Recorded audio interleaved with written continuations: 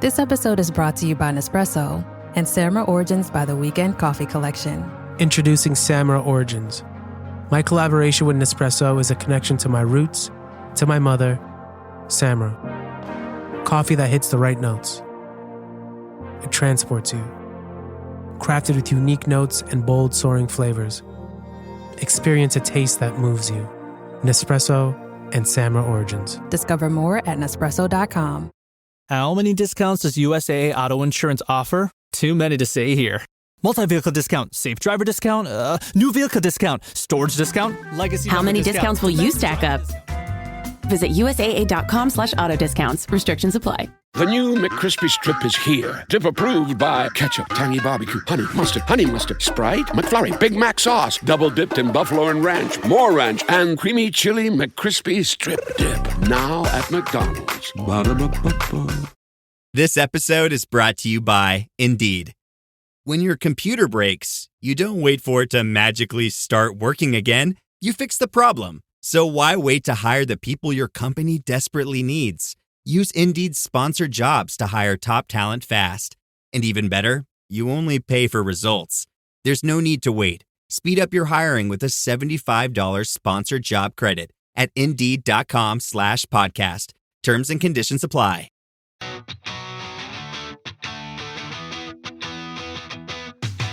Welcome back to Rams Up, your favorite LA Rams podcast. We are part of the Fans First Sports Network, and you can follow us on YouTube at youtube.com/@RamsUpPodcast. I'm your host, Mark. I'll be joined often by my football guru, Ian, along with a bunch of other friends of the show on occasion. Let's get to it. Hey, welcome back, everybody. Mark from Rams Up here. We're going to get into some news and notes. A fairly short episode, not a lot going on. More about what hasn't happened than what has happened. And Ian and I should be back hopefully tomorrow night. But I got a few things to share here. It is episode 758 on the podcast. So I'm going to talk about a player who wore number 58. We've been in these mid-50s for, it seems like, 2 weeks. And a lot of linebackers. And I have another one to share with you here. And that would be number 58, Justin Hollins, 6'5", 248-pound linebacker out of Oregon, drafted by the Broncos in the 2019 draft. Played 1 year for them and then was waived, surprisingly, and the Rams picked him up. Claimed by the Rams, played for the Rams for 3 years, actually 2.5, was waived during the 2022 season. Surprisingly, I remember him and Darrell Henderson were both waived in the middle of that dreadful season. Hollins had 5 starts, had played in all 10 games, but only had 1 sack that year. So his ability to get to the quarterback had somewhat diminished, but he did play in the Super Bowl for the Rams, ended up with 6 sacks in his career as a Ram, had 1 tackle in the Super Bowl win over the Bengals, went on to play for the Packers, Giants, and Chargers. So 3 years of the Rams, 6 sacks, and he was part of that mid-season purge. Rams trying to mix things up a little bit. Did not work out, but he had an impactful career for the Rams, a short one. And there were times where he looked like he was the answer as a outside linebacker for the Rams, a guy that could get to the quarterback. He's my number 58 for the Los Angeles Rams, Justin Hollins. Now, as I said, we're going to be all over the place. I'll go through some notes here. We've talked about Willie Lampkin a little bit, right? And Pro Football Focus identified one undrafted free agent to watch on every team, and they picked Willie Lampkin. And, it'll be interesting to see if he makes it work. 270-pound interior offensive lineman, but with an incredible skill set. I think we're all kind of pulling for him, but Pro Football Focus likes what they see from him. Now, Nick Chubb to the Texans. At first, I was kind of disappointed to hear that, but, they already got Joe Mixon there. Texans come to SoFi on opening day. And, man, you hate to see an early opponent pick up an impact player. But you know what? They can't play Mixon and Chubb at the same time. At least I don't think so.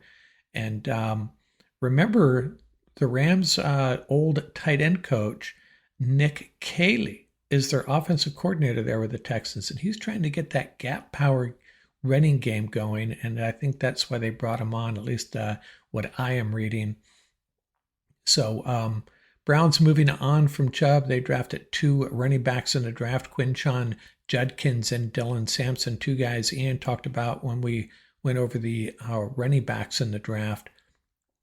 So we'll see Joe Mixon and Nick Chubb on opening day. And how about Bryce Perkins, UFL Offensive Player of the Year for the Michigan Panthers, took them to the championship game. And, you know, I was a bit of a naysayer as far as Bryce Perkins and his days with the Rams. There were so many Ram fans that wanted to see him get more of a shot. He had really electric preseason performances. Never really worked out. Hey, maybe they should have given him a longer look. It is just the UFL, but still succeeding at any level of football is something worth noting. Maybe he'll get a shot. Maybe he'll get another shot in the NFL based on his performance this past season in the UFL. And Aaron Donald celebration day, a celebration day for Aaron Donald. That's going to be halftime of the Tampa Bay game at SoFi, November 23rd. I suspect we're going to see a lot of old familiar faces. Michael Brockers, maybe Chris Long, Robert Quinn. That should be a fun day, so mark that on your calendars. I don't know if we're going to get to see it during the game, maybe a little bit of it, but I'm sure we'll see plenty of it afterwards on Instagram, YouTube, all over social media, so that'll be cool to see. What else? You know, I hadn't really given much thought to moving on from Cooper Kupp. You know, Devontae Adams has eased the pain a little bit. Looking forward to what him and Puka can do together. But I saw Kupp on I think it was a Seattle Seahawks show. I don't know who these 2 guys were interviewing Kupp, and they were talking to him about the evolution of NFL offenses. And Kupp, as smart as he is, as analytical as he is, he went back and walked through the evolution of the Rams offense with McVay and how the Vic Fangio defenses started to respond to it, and then what Brandon Staley brought to the Rams defense, and how the Rams offense had to change things up in response to what defenses were disguising what they were doing. Hard to tell what they're doing pre-snap. And man, that was probably the first time it hit me. I'm going to miss Cooper Kupp. I'm going to miss his savviness and his intelligence and how he can talk football. He's done it many times for us, and he continues to do it. I think he may have a career as an analyst, as a TV analyst. Be interesting to see if he goes that direction. Maybe if his career winds down in a couple years here, he certainly has what it takes. And, you know, we've talked about Konate Mumpfield, and you know what? I've heard his name pronounced in different ways on different sites. I'm rolling with Konate Mumpfield for now until corrected. And, you know, we've heard from reports, Rams content creators and reporters about how good he has looked. And Saturday Morning Inspection, one of my favorite football sites, they don't have allegiance to any particular team, but they do seem to talk about the Rams a lot. I would recommend going hitting their site. They do pretty good stuff. And they were talking about how the Rams are so good at identifying talent on day 3. And they compared the pre-draft comments about Puka Nacua and Mumpfield and how similar they were. And they think that Mumpfield could be that guy. Now, Nacua didn't get a lot of praise or attention before the draft the year he came out, but he certainly got more than Mumpfield. So I'm not saying that we should compare these guys either. That's really not fair to Mumpfield, but these guys seem to think Rams might be onto something. If they hit it with Mumpfield and Mumpfield turns into an impact wide receiver, man, as someone said the other day on the internet, is Les Snead destined for the Hall of Fame? If he nails this draft, Man, and he very well could have. And the Rams get to another Super Bowl. Les Snead could very well make it to the Hall of Fame, and his F them pick speech will be, that'll be a lot of fun to watch. I know he's going to say it. It would come up in that speech, and I would thoroughly enjoy that. What else we got? Let's move on here. Jalen and Jari Alexander. Ryan Reynolds here from Mint Mobile. With the price of just about everything going up, we thought we'd bring our prices down. So to help us, we brought in a reverse auctioneer, which is apparently a thing. Mint Mobile Unlimited Premium Wireless. How to get 30, 30, bit to get 30, bit to get 20, 20, 20, bit to get 20, 20, bit to get 15, 15, 15, 15, just $15 a month? Sold! Give it a try at mintmobile.com/switch. Upfront payment of $45 for 3-month plan, equivalent to $15 per month required. New customer offer for first 3 months only. Speed slow after 35 gigabytes if network's busy. Taxes and fees extra. See mintmobile.com. Are your business expenses playing hide and seek? With Uber for Business, the small spends that slip through the cracks, like rides and meals, go right where you need them. Because it integrates with leading expense platforms, you can say goodbye to surprise costs, missing dollars, or chasing receipts. Everything's track downable. Uber for Business. Make small steps that make a big impact. Learn more at uber.com/small steps. It's summer. Time to enjoy long days, lazy nights, and great food. Because Uber Eats has deals all summer long. So, when hunger strikes, don't sweat it. Delicious deals are just a tap away on Uber Eats. Enjoy all your favorite grocery items delivered straight to you. Get ice cream, soda, and snacks from your favorite stores like Wegmans and CVS and make the most of every moment. Now that sounds like a good summer. Order now on Uber Eats. Terms apply. Product availability varies by region. See app for details. Hey, it's Bill Simmons from the Bill Simmons Podcast. The NBA playoffs are here, and Michelob Ultra is getting you closer to the game than ever with courtside seats and more. Enter now at MichelobUltra.com/courtside. Michelob Ultra Superior Access Courtside 2024 to 2025 sweepstakes. No purchase necessary. Open to U.S. residents 21 or older. Ends on July 1st, 2025. Multiple entry periods. Visit MichelobUltra.com/superior access/courtside for free entry deadlines, and official rules. Message and data rates may apply. Void where prohibited. And when I said earlier, it's more about what hasn't happened than what has happened.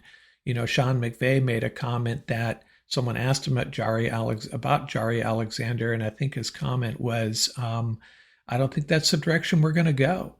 Now, Jared Dublin of CBS Sports thinks that he would be a great fit for the Rams. Cobie, Durant, Darius Williams, Akilla Witherspoon, any one of these guys could move inside and have Alexander as your number one corner. The problem is he has not been healthy. He's missed a lot of games. He gave up 3 touchdowns last year, which is not a good stat for a CB1, especially a guy you're going to sign for $15 million or whatever. And then there's Ramsey. The problem with Ramsey is you're going to give up some draft capital and probably more money to bring him on. So it remains to be seen what they do. Of course, Ramsey is probably more, maybe more what the Rams need. If Alexander is not going to be able to carry the load as a CB1, would you rather have a guy like Ramsey who can play inside the star position and handle the run game better? I don't know. And one day I'm thinking Alexander is a CB1. That's what we need. Another day, keep Witherspoon and Durant and D. Will as your primary cornerbacks and let Ramsey roam the middle like he did that Super Bowl year. We'll see. I have a feeling, I really suspect it, as this was all unfolding the last few days with Ramsey and Alexander, that maybe that's why the Rams passed on cornerback in the draft, because they knew one of these guys was on their radar. Although I did hear a rumor that the Steelers were interested in Alexander. It may have happened by the time you hear this, but as I report here, he is still a free agent, still available, and Ramsey's still on the trading block. So we'll see what happens. I have a feeling the Rams really love their roster, and they're going to roll with what they have unless something just falls into their lap, or maybe later on in the year, if it's obvious that they're going to be in serious contention for a Super Bowl bid and a number one seed, for example, maybe then they'll make some moves. I just hope they don't give up that first round pick next year, either one of them, to make a move on a player. But hey, and how about Cobie Durant, selected as the NFLPA's Black College Football Player of the Year?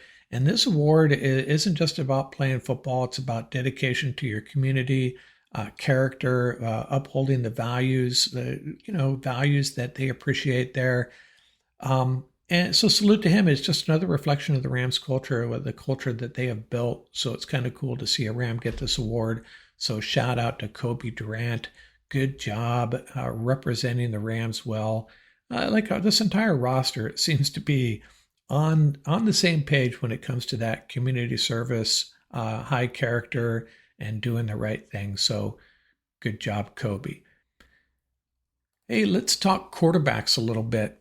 Now, I love lists, as you guys all know. I love playing around with lists, and I made 3 lists here. I broke the NFC quarterbacks into tiers. The first tier, I called it the Proven It tier. These are the guys that I think I've seen enough to believe, with the right cast behind them, they have what it takes to win a Super Bowl. And they are Matthew Stafford, Brock Purdy, Jared Goff, Jordan Love, Jaden Daniels, Jalen Hurts, and Baker Mayfield. Now, some of you might say Jordan Love, Jaden Daniels, Baker Mayfield, have they really done enough in the playoffs? No, perhaps, but I think we could all agree that they have what it takes. Just sturdy, stud quarterbacks that play at a very high level. And you'll notice that 2 of them are in the NFC West, 2 in the NFC North, 2 in the NFC East, and only 1 in the NFC South. Then I got 3 guys in the yeah, but tier, and there's just an asterisk I would put next to all their names. Sam Darnold, 1 good season with the Vikings and kind of imploded in the playoffs. Probably not all his fault. Kyler Murray, I don't know what to say about this guy. Has he proven it? Yeah, on one day he has, and another day not so much. I just don't know. Maybe I should have him on the cusp of in between these 2 tiers. If he gets his act together and he plays what the best football he's capable of playing for 3 straight weeks in the playoff, yeah, but he hasn't proven it. In my mind, he hasn't proven that he can do that. And then there's Russell Wilson. Obviously, he's proven it, but where he is now in his career, I'm just not feeling it. I think his play has been on the decline for a few years now, and that's my story, and I'm sticking to it. And Dak Prescott, I kind of put him in that same category as Kyler Murray. Come playoff time, really, do you think have you seen enough of him? Has he proven to you that he can put it together in the playoffs for a Super Bowl run? And I just, that's why I have him in the yeah, but tier. Yeah, maybe, but yeah, pump the brakes on that. And then we have the we'll see it tier. And these are the 5 guys that we just haven't seen enough of. All young quarterbacks. Caleb Williams in his second year. J.J. McCarthy, technically a second year, but out all last year with the injury. Michael Penix, I have high hopes for him. The Falcons should. Tyler Shugg with the Saints, who knows? And then Bryce Young, he was on the upswing late last year. And you'll notice that all the other 3 NFC South quarterbacks are all in this bottom tier, the we'll see it tier. And by the way, the order I have within these tiers is fairly random. Actually, what I tried to do in the prove it tier was break them up by division. So I'm not trying to imply that Stafford is the number 1 quarterback in the NFC, even though he is. I don't, the order is really somewhat arbitrary here. And I also saw something on, I think it was Pro Football Focus. No, where did I see it? I don't know where I saw it, that the most underrated quarterback in the league was Matthew Stafford. And I would agree with that. If you protect him, lights out. And I also saw an article, sticking to the quarterback theme here, that the Steelers really made a hard run at him, and Stafford just decided it was I think the money was fine. It was a lot of money, but turned them down and said, you know what, I want to chase the Super Bowl in Los Angeles. But the details of that contract are out, and the Steelers were all in on Matthew Stafford. And one last thing on quarterbacks. The Rams have perhaps the best backup quarterback in the league. Cody Benjamin of CBS Sports wrote an article on this, and he identified the quarterbacks the teams that are set at quarterback. And he had the Rams at number one. Jimmy G has a number one backup quarterback of 43 wins, 21 loss record. I know, Mina, wins, losses are not a quarterback stat. I beg to differ. I think they are, because I'm talking about wins and losses associated with a quarterback. Therefore, it is a stat, whether you like it or not. And I love Mina Kimes, but I disagree with her on that. He's played in 2 NFC championship games and a Super Bowl. Other NFC backups they had Tanner McGee of the Eagles as the 5th best backup quarterback. And what I did here is I just focused on, I'm only going to speak to the ones that are NFC contenders just for fun here, kind of sticking to the NFC theme. Tanner McGee 1-0, but Cody's argument was that the Eagles have proven they can win a Super Bowl with a backup quarterback being Nick Foles, but I don't know. I don't really see the logic there. But he has liked what he's seen from Tanner McGee. I couldn't tell you squat about Tanner McGee, just quoting Cody here.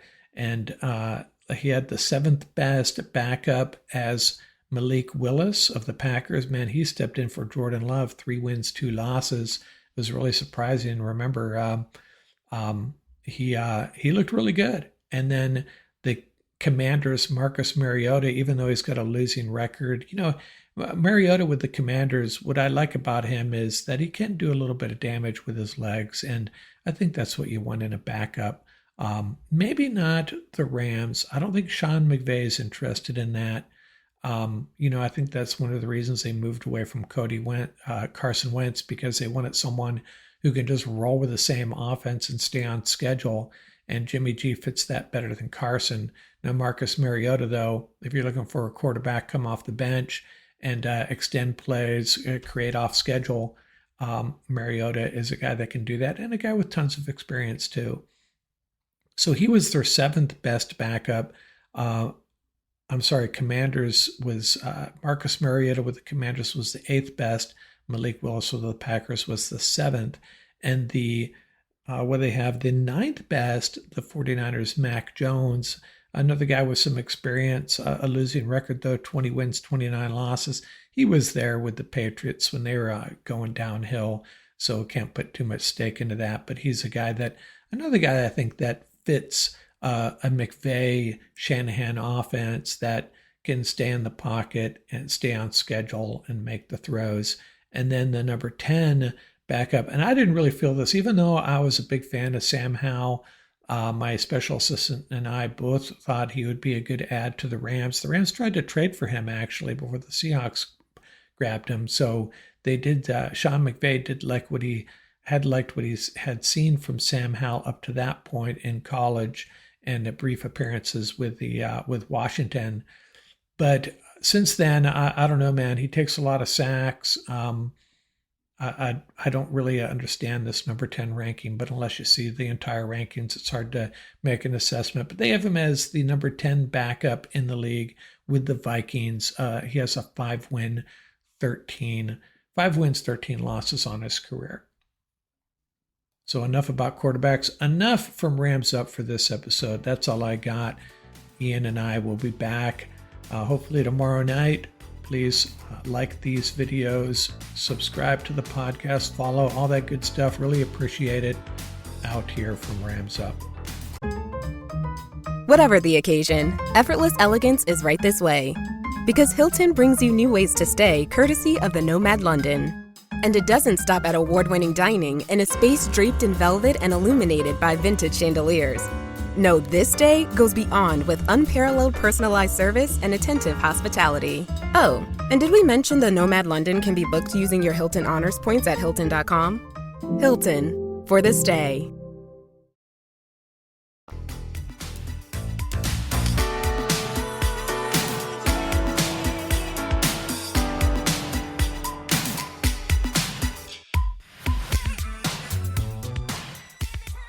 That's going to do it for this episode. Remember, you can reach us at ramsuppodcast@gmail.com. And don't forget about our YouTube channel. Till next time, keep the horns up, stay safe, and have fun out there.